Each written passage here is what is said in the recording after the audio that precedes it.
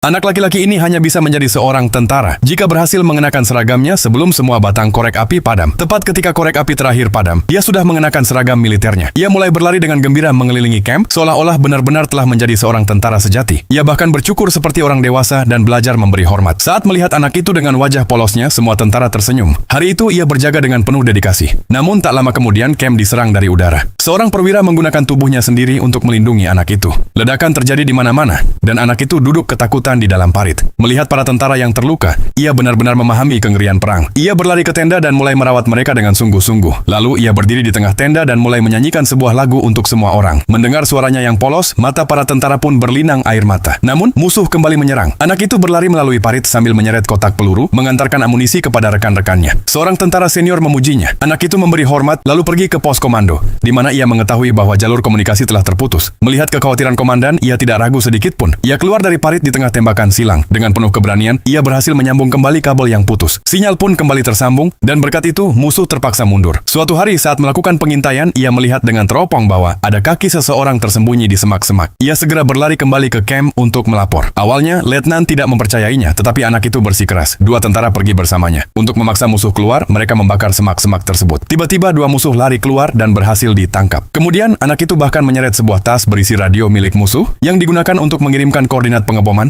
Sekali lagi, anak itu bertindak dengan berani, tetapi tidak pernah menyombongkan diri. Sebaliknya, ia dengan rendah hati meminta menjadi pengantar pesan agar bisa menyampaikan surat kepada para tentara. Semua orang menyayangi anak manis ini. Seorang tentara bahkan menari untuknya. Namun keesokan harinya saat anak itu kembali dengan lebih banyak surat, tentara itu sudah tiada. Anak itu melepas topinya dengan diam, lalu pergi dengan hati yang hancur. Nama anak ini adalah Sergei Aleshkov, tentara termuda dalam sejarah. Setelah perang berakhir, ia dianugerahi medali pahlawan.